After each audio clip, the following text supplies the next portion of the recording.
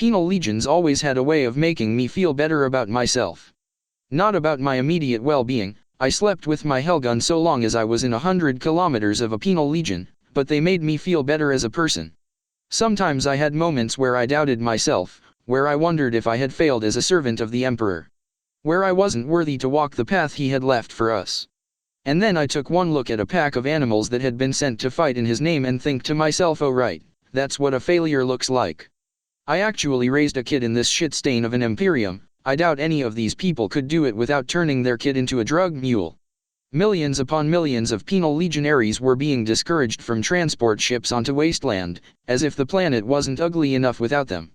The entire 23rd EDR had been deployed to oversee this, along with hundreds of other units. We were all armed, keeping an eye on the lines of convicts that were slowly marching off of ships and towards the countless bases set up around Wasteland's capital city. They were all dressed in shabby prison uniforms, greenish-brown in color, and all of them had rough, hardened faces. All of them were in chain gangs, linked from leg to leg, reducing them to a rather slow shuffle. All of them glared at everyone they passed, no doubt feeling angry that they had been deemed more expendable than everyone on this planet. Let the pricks be angry.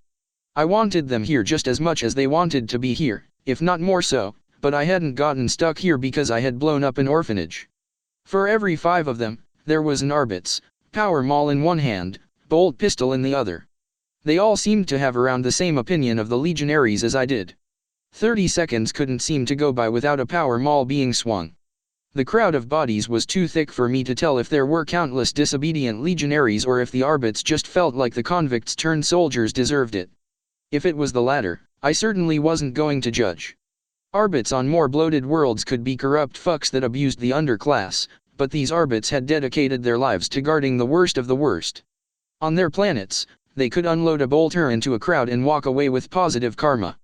I'd have probably had done the same. Look on the bright side, Zamora said. She and my wife were manning a checkpoint along with a couple of other 23rd EDR troopers, one of them being my Vox caster. I had hoped that I would be allowed to keep the compact ear Vox I had been given for my assassination mission, but I hadn't been so lucky. Once again, we were forced to make do with the heavy model that the girl was lugging on her back. When things go to shit, they'll be thrown at the enemy first. Soften them up for the rest of us. Plus you get to watch them all die. I let out a laugh before I could stop myself. I got to watch all of this pricks die. I had to admit, there was a great deal of appeal in that one. All the shit I had done and I was still considered more valuable than these guys. Maybe we should just slap bombs to most of them, make them go off when they die, I said. They're all gonna die anyway, might as well maximize the use. Some part of me wondered if I was a hypocrite for suggesting, even as a joke, to do something Chinkov would have done. Then I remembered that these people were all murderers and rapists and no one fucking cared about them. Chinkov could have had a lot less people hating him if he had just worked with penal legionaries. Besides, my ideas got more returns than just a bridge for 1,000,000 dead troopers. My Vox caster looked up, looking shocked. Sir. A joke, trooper, a joke, I said. Bit of advice from a veteran. Humor keeps you from going insane. Trust me, I know. And trust me, these people, I gestured at a passing line of penal legionaries, all chained leg to leg, don't deserve any sympathy.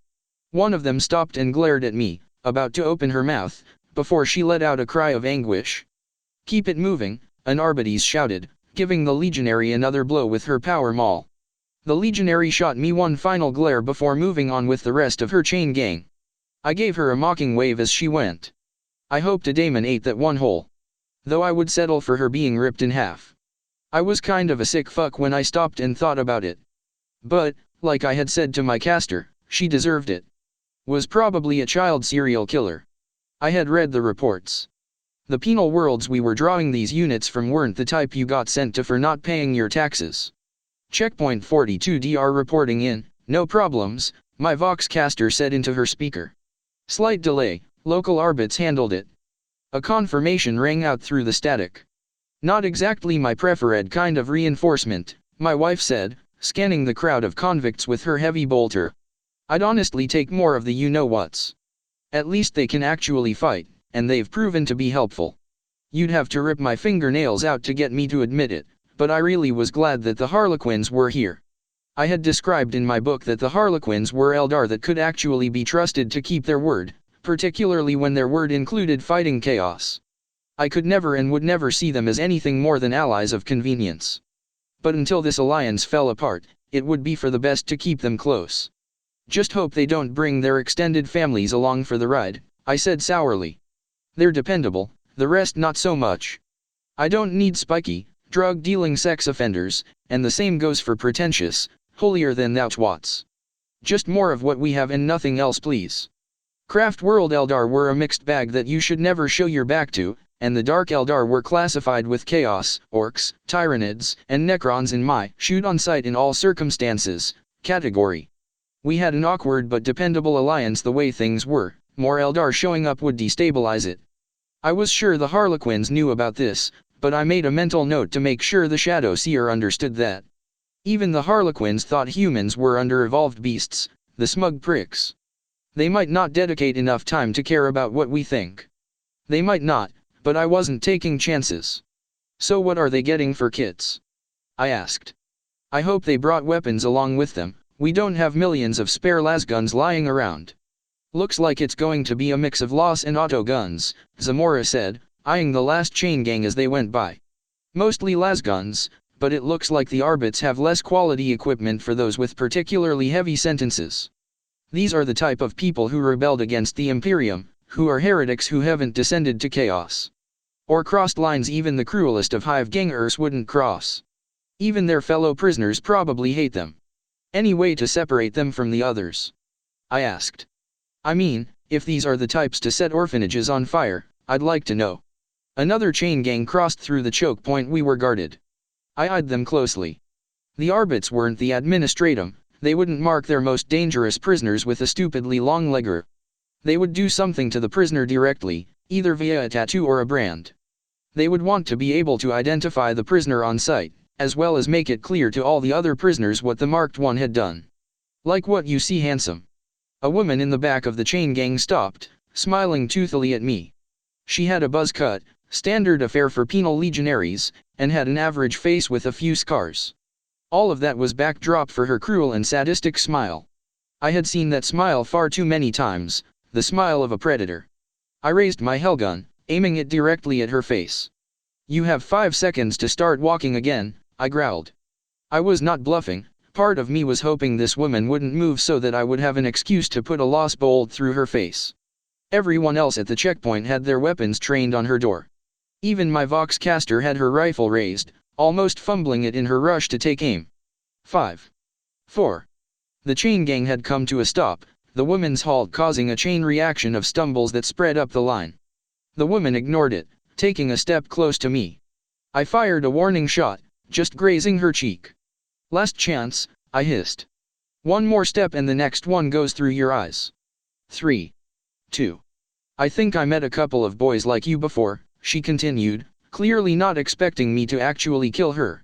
Granted, they were a bit younger, but I think I can get used to someone your age. Maybe I'll come looking for you sometime when you're all Aldesh. She was cut off as her head exploded. A dozen separate bolts tore through her cranium, reducing her face to red mush. The second she had mentioned younger men, I had switched my hellgun setting to full auto. And when she had kept talking after that, I had decided that we would be better without her. Ah, that finally happened. A bored-looking Arbits had advanced from the chain gang that was waiting for a chance to move through the choke point. She idly poked the corpse with her power maul. Thought I was going to have to put a bolt through her skull. Kept pulling that little, I'm not the type of person that looks around school playgrounds, act with anyone she could. I'm glad you didn't, a bolt shell deserves to be used on something a bit less pathetic, I said in disgust. Taking a step forward, I took a closer look at the body. The neck, or rather what was left of the neck, had a blood-red tattoo at the base of it. A skull with blood pouring out of the eye sockets. There was a strong chance that was a pretentious hive gang symbol, or the mark I had been looking for. Honestly, sometimes official symbols and try-hardy gang signs were rather interchangeable.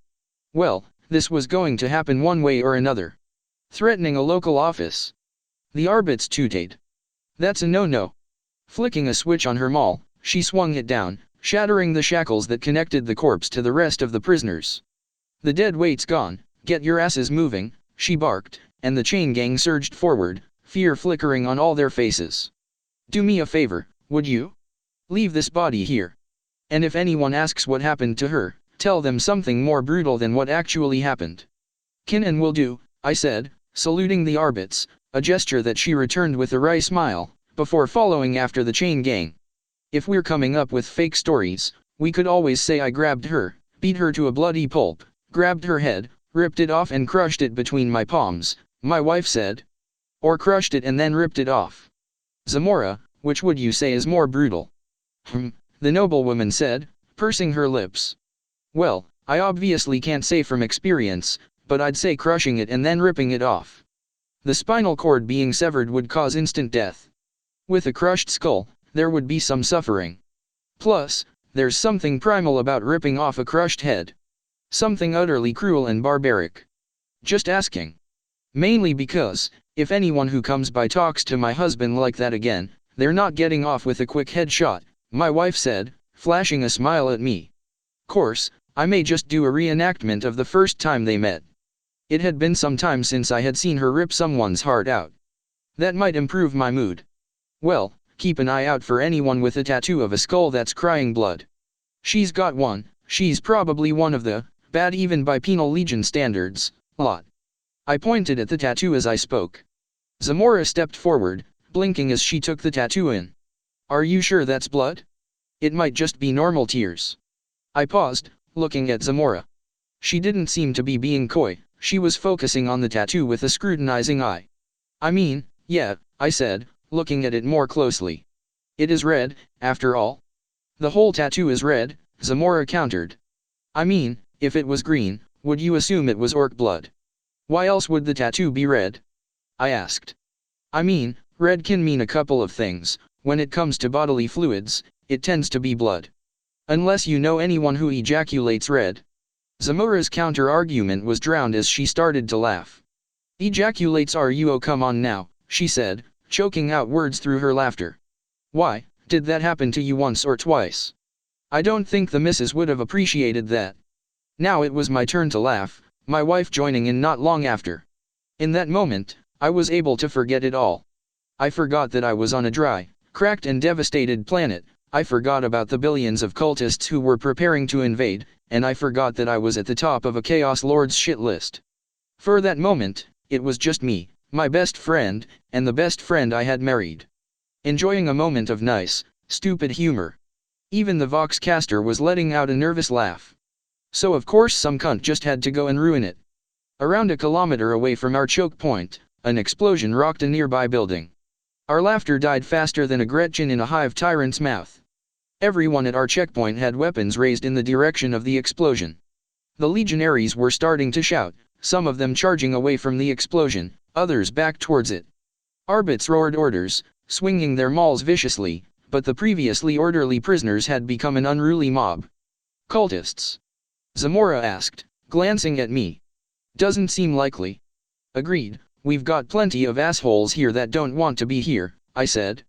"You three, with me," I said, pointing at my wife, Zamora, and the Voxcaster. "We're going to investigate.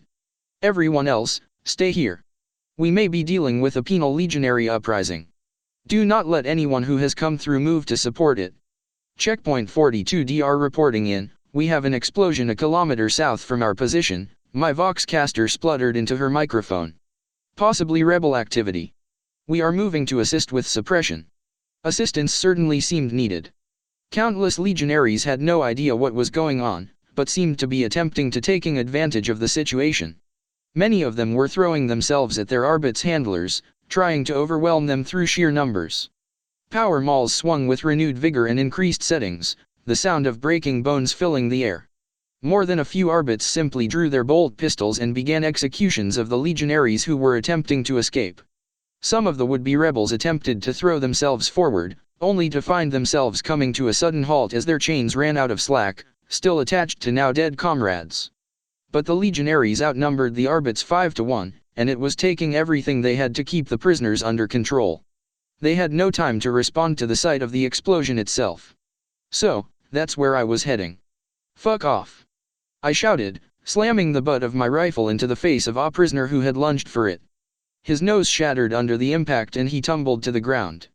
An Arbitz took advantage of the opening I had made and brought his maul down on the prisoner's legs. Both of his femurs burst out of the bag of his legs as he roared in pain. I barely paid any attention to it, focusing on flitting through points in the chaotic mess where the mass of bodies was thin. Eventually, after a lot of pushing, shoving, and a fair bit of punching, I could see where the explosion had happened personally. An Arbitz Chimera had been destroyed in front of a HAB block, smoke and fire billowing out of it. I had no idea what had happened, but a few things very quickly became clear to me. Dozens of chains were lying broken on the ground, along with just as many dead Arbitz. Penal Legionaries were swarming into the HAB block and had taken up positions around it. And they were aiming weapons. "Take cover!" I shouted. Firing a few snapshots at the nearest rebel legionary, I slid behind the nearby concrete traffic barrier, my 3 companions following my example. "Anyone get a good look at what we're dealing with?" I asked. "I'd say a couple hundred rebels, stolen weapons, digging in for a siege," Zamora said. "I don't think they have any heavy weapons, but I'd play it safe." "Right, stay outside the building until the Arbitz can bring in the heavy support," I said.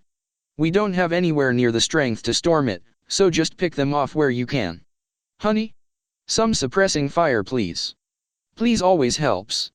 My wife heaved her heavy bolter over the traffic barriers, spraying fire at the legionaries that had not taken cover inside the HAB block. The pillars and cars they were crouching behind cracked and crumbled under the pressure of the suppressing fire, barely holding. Many of the legionaries cowered behind their disintegrating cover. Too afraid to fire, or to move to better cover.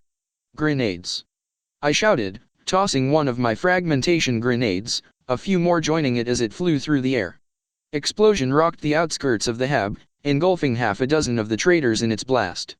But that had drawn attention from the other legionaries, who began opening fire in our direction. I hit one with a burst to the torso before bending down to avoid being shot. The top of the barrier was riddled with bullets that blew tiny chunks of it off. I heard the pulsing sound of Zamora's plasma rifle being fired, and I hoped the scream that followed was her hitting someone. "Okay, less than ideal situation," I said, keeping my face pressed against the concrete. As I was still rather pinned, I took a good look around. Dozens of Arbitz were surrounding the building now, a few local soldiers assisting them.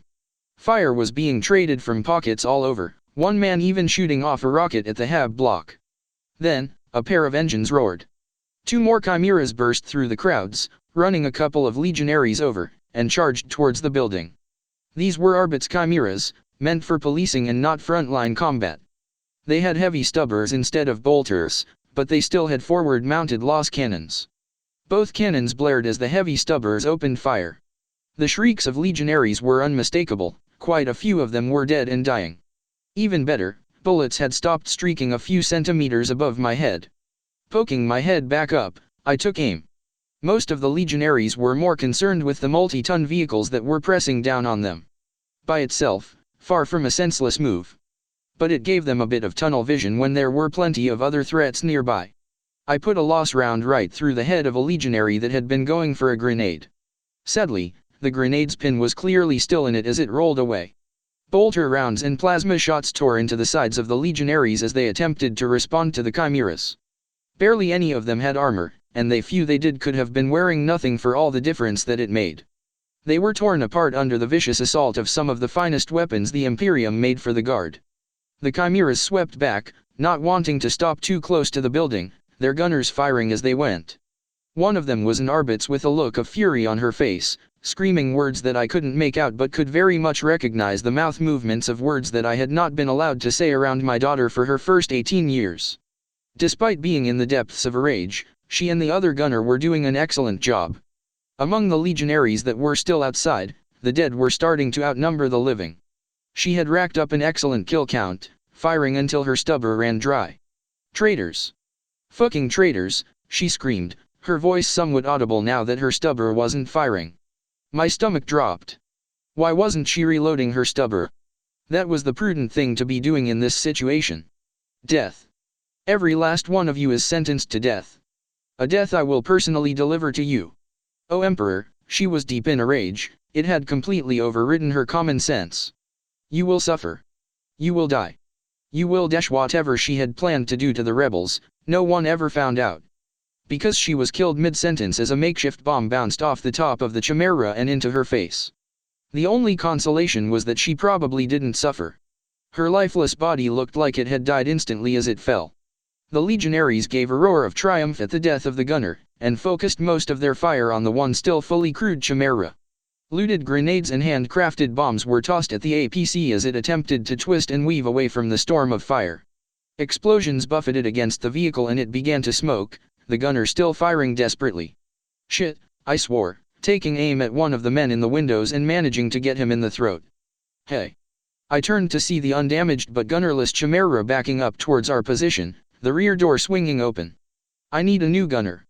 I took one look at my companions, gave a small nod to my wife, then charged into the Chimera, slamming the door shut behind me. The interior of the squad carrier was empty, minus a crate of ammunition for the stubber and the driver. Stupid asshole just had to run her mouth, the driver hissed, spinning her wheel wildly. Okay, I'm gonna take us for another pass, just kill as many of those fuckers as you can. Got it. I barked, grabbing a fresh case of ammo from the crate. Climbing up the ladder to the gun, I removed the empty case, slapped in the fresh one, and cocked the gun before fully stepping up into the gunner's position. The Chimera swarmed and began to make a second run on the hab block. Almost at once, lost bolts and bullets started flying in my direction, the driver swerving in an attempt to make sure that I didn't share the same fate as the last gunner. Firing an automatic weapon on top of a speeding vehicle while it changed direction at random and I was being shot at was not an easy thing to do. Still, 2 centuries of combat experience had given me some degree of talent at adapting to intense situations. Jamming my finger down on the trigger, the stubber roared to the life. It had a nice and meaty kick to it, that felt damn satisfying to aim at these pricks. The ones still out in front were easier targets, so with some difficulty, I brought the weapon to bear on them. 3 of them went down in seconds, the mounted weapon tearing open massive holes in their side. Missiles in the windows, the driver shouted. Sure enough, I could see at least 2 rocket launchers being aimed at the Chimera from the upper windows. Bringing the stubber up, I started to spray the upper windows. The first legionary with the rocket launcher stumbled back, his rocket firing off into the air as he went. Praying that it wouldn't hit any friendlies on the way down, I then turned my attention to the second convict, only to have her duck down before so much as a single slug moved in her direction. To be frank though, I was content with that outcome. If I was keeping her suppressed, I was keeping her from turning the vehicle I was in to slag, which was a win as far as I was concerned. Wait shit, my driver shouted. Rocket dead dash, but she had barely gotten the words out when a third rebel with a rocket launcher had appeared in the main entrance to the hab block, firing off almost at once. The crack missile tore into the front of the armored vehicle, tearing it to shreds. I heard a wet, gurgling noise from the direction of the driver, and had a bad feeling she wasn't long for this world. But, for whatever reason, the Chimera wasn't slowly down. If anything, it was speeding up, heading right towards the hab block. I was buffeted forward as it slammed into the front of the hab block, the front of the vehicle flattening against the ferrocrete walls. I nearly had the wind knocked out of me as I was slammed flat against the heavy stubber, which was knocked loose and sent clattering off. Hissing in pain, I looked around, getting a bearing for my situation. I found myself looking eye to eye with the convict I had suppressed moments before, her jaw slack as she held her rocket launcher in hand. The top of the crashed Chimera was only 2 feet below the window she had been firing from. With no time to go for my hellgun as the legionary hastily dropped her rocket launcher and went for a pistol, I hurled myself forward. Privately, I wondered how I kept getting into situations where throwing myself at the enemy was the most logical thing to do. You think I'd read my own fucking book? I'd like nothing more than to shoot her, but my hellgun was dangling down by my side, the heavy stubber was gone, and someone who had probably been a third-rate factorum worker until she had murdered her entire work shift was smarter than the Chaos Lord's son. He would have monologued at me, or maybe shot me with the rocket at point-blank range and have been killed in the backwash. This woman was going for the much more reliable and less self-destructive pistol. It was halfway up when I smashed into her, knocking us both back into the hab block and onto the ground. I probably would have sliced my leg open on the already broken window if it wasn't for my armor. Half-baked thoughts of going for my weapons now filled my head, only to be broken by a fist colliding with my face. Within seconds, I was on my back, awkwardly balanced on my power pack, and the convict on top of me. Hate was plastered in every inch of her face as she fastened her hands around my throat, squeezing tight. Trying to wrest her hands off would have been an exercise in futility, doubly so as oxygen stopped making it to my brain, so I went on the offensive. Wrapping my arms around her back, I drove my knee hard into her stomach. With me holding her down, she stayed still and took the full impact of the blow, which I repeated 3 more times for good effect. A knee to the gut hurt at the best of times. The pain was doubtless agonizing when the knee was armored. The fingers around my neck loosened, and I rolled out from underneath the convict, who was gasping for air. Scrambling to my feet, I aimed a kick with my bionic foot, and caught the legionary square in the face as she attempted to right herself. Blood spattered the far wall and a tooth clattered across the ground, the convict falling to the ground.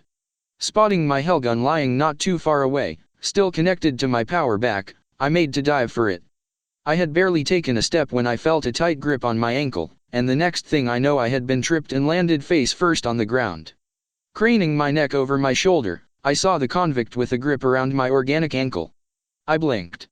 She had figured out, no doubt from the solid impact with her face and the several cracked teeth she doubtless now had, that one of my feet was cybernetic and she had gone for the more grippable organic one. Or maybe I was just overthinking things. Her free hand reached towards a sheath on her back, drawing a large knife. Having a good feeling that she was going to try and cut my foot off, either that or slice open my femoral artery, I kicked out again with my cybernetic foot. There was another loud crack and she howled in pain, letting go of my foot. Maybe I really was overthinking the foot thing. Actually, if someone had a cybernetic foot and you could only grab one, which one were you supposed to go for?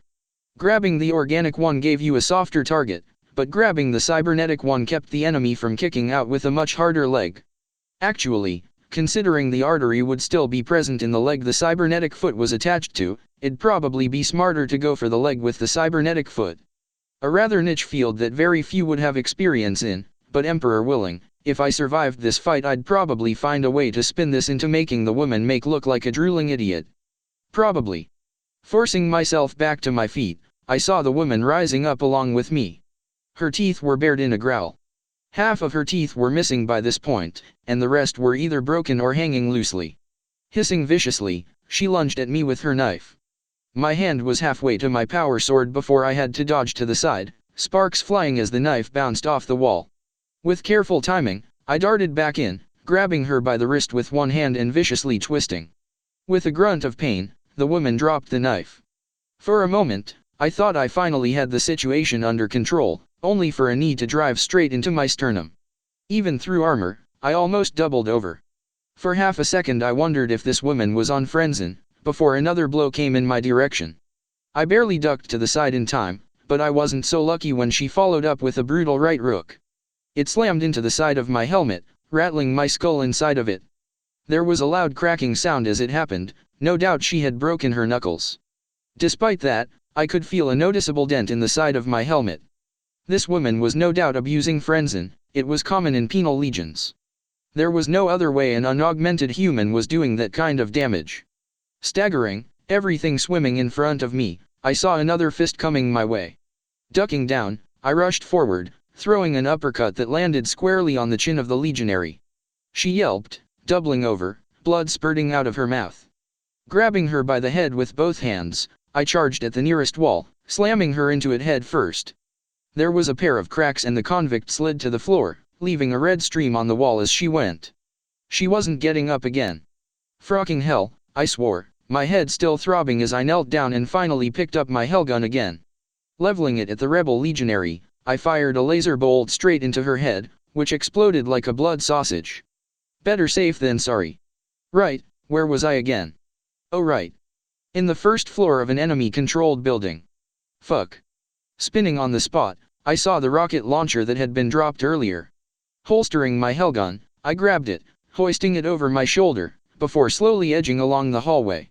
An explosion from an anti-tank missile in quarters these tight would reduce any hostiles to mulch.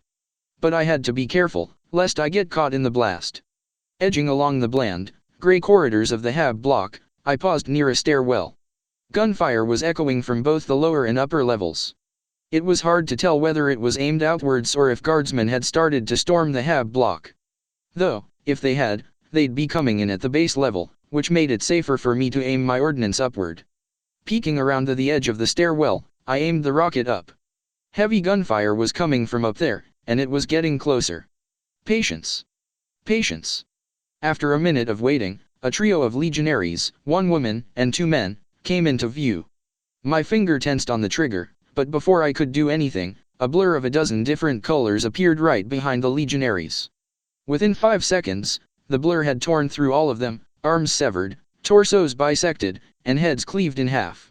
My jaw dropped as the mess of body parts and blood that had once been a trio of human bodies splattered all over the ground, the blur stopping in front of me. Bit odd, we've already experienced the peak of the second act, it's far too soon for the climax, the Shadow Seeker said. Perhaps some entertainment for the intermission. What the fuck are you doing here? I roared. You're in the middle of a combat zone. I don't know if you've been around the filthy monkey long enough to figure it out, but we don't like Xenos, and no one is going to make a friendly fire check if it's you. Most of the guard on this planet don't even know that we're working with you. And what the shit do you mean intermission? A private joke, the Shadow Seeker said. And it's fortunate that I have you to inform your comrades that you have an ally within here. You desh, I said, my mind reaching for something foul and venomous to say, but I was so overwhelmed with hatred and frustration with the entire situation that I experienced a minor overload. Fucking fine. Putting my finger to my bead, I said, attention all units. There is an Eldar within the Hab block. It is a momentary ally, please do not fire on it. I made to lower my finger, when a bunch of panicked squabbling filled my ear. What the desh, I said. What's going on out there? Someone, give me a status update. I could vaguely hear my wife's voice somewhere in the midst of the chaos, but the line was thoroughly clogged with chatter. Something's going on out there, I said, poking my head out the nearest window. Hundreds of guardsmen had surrounded the Hab block now, all of them dug in around it. Oddly enough though, none of them were moving to take it. Instead, they were looking at each other and shouting in a panicked manner. I had half a mind to shout at them to get their asses in gear when I heard a loud coughing noise behind me. Turning around, I saw the Shadow Seeker kneeling over, mask off, hacking up blood on the ground.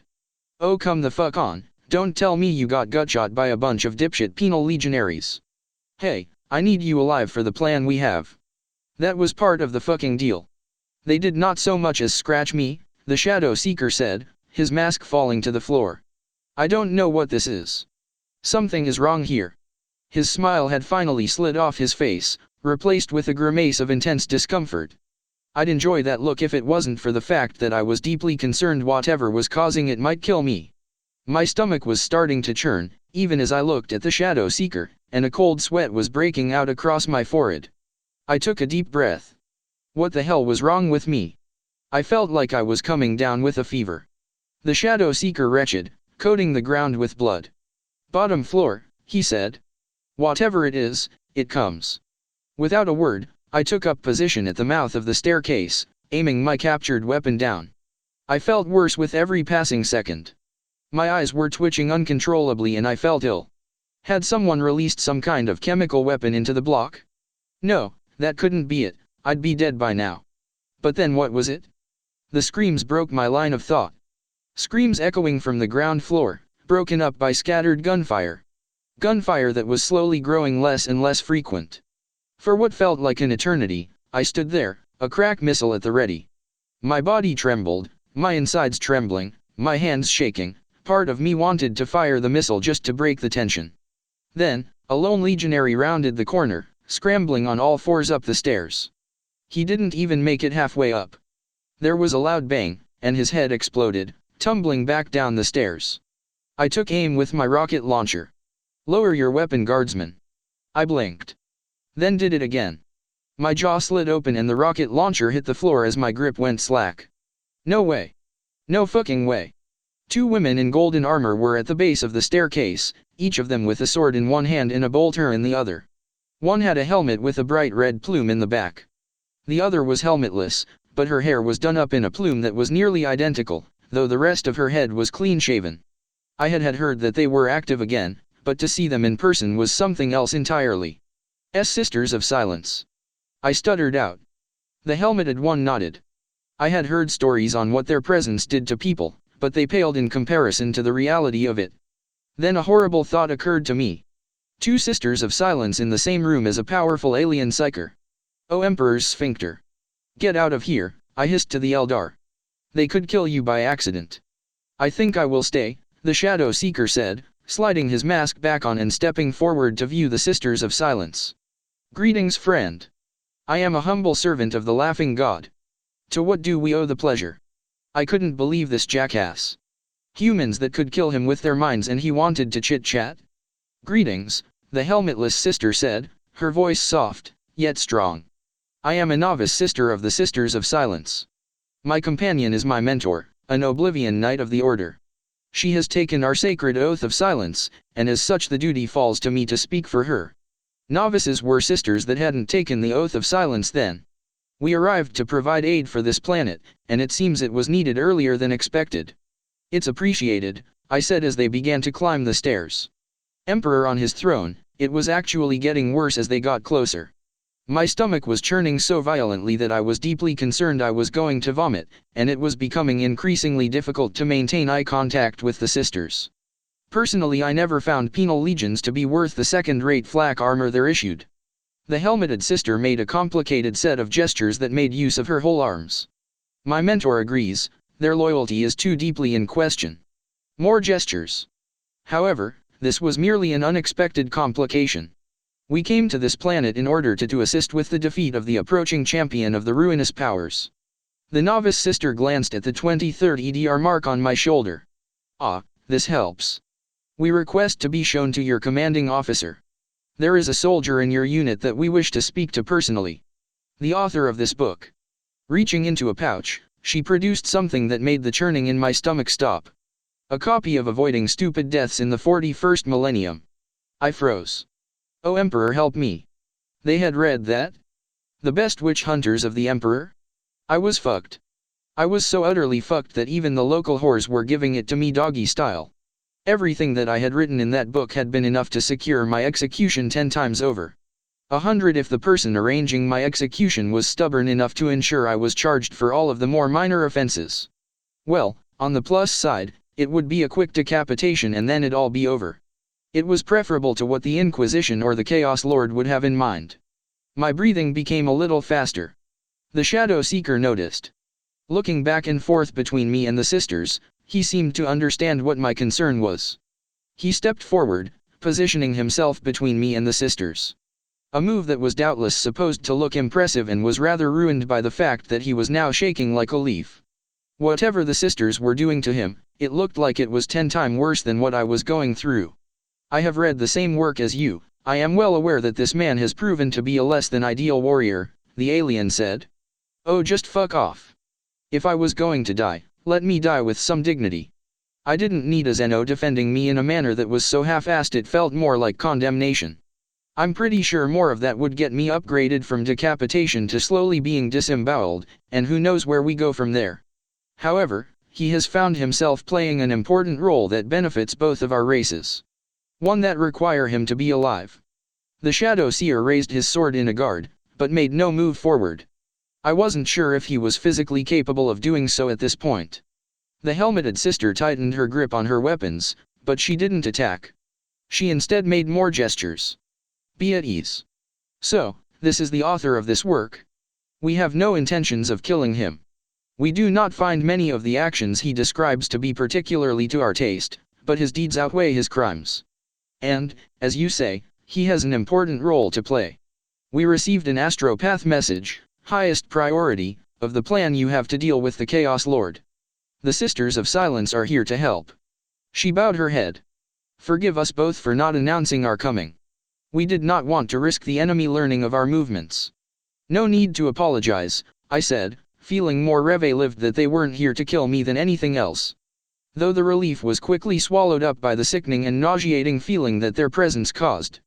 And I couldn't help but notice that the Oblivion Knight was staring coldly at me. I had a bad feeling that, while she wouldn't kill me now, 1 foot out of line would be all it took. I made a mental note to be on my best behavior around her. The Shadow Seeker nodded, slowly sheathing his sword. As he did, blood began to drip out from underneath his mask, splattering on the floor below. Come on, I said, hissing into his ear. "Stop playing the fucking tough guy. I've got drafts for the next chapter back in my quarters and I really can't afford you earning a spot in it. Go back and wait for me there. Find the colonel and tell her what's going on if you have to do something. Your god isn't going to value you more if you die because you wouldn't get away from the women that are toxic to you." Giving a hasty nod, the shadow seeker turned and dove out of the window. A rather painful grunt followed. I stared in disbelief. I knew that the sisters were in the stairwell, but really? Shaking my head, I turned back to both of the sisters. "I'll take you to my commanding officer then," I said uncertainty. The helmeted one's gaze was still locked on me, and my stomach gave another violently surge. It was getting rather taxing to stand up straight around these two. I wondered if it would be rude to ask them to follow at a distance. Most certainly. But it might be worth it. I noticed the helmeted one again. "Scratch that thought. We thank you," the novice said. "But first, you have done a great deal for the Imperium, some transgressions aside. And we have a general idea of your enjoyments. We have brought a small gift for you." With a flourish, she produced a pure white bottle that seemed to sparkle with its own light, placing it at the top of the stairwell before backing up.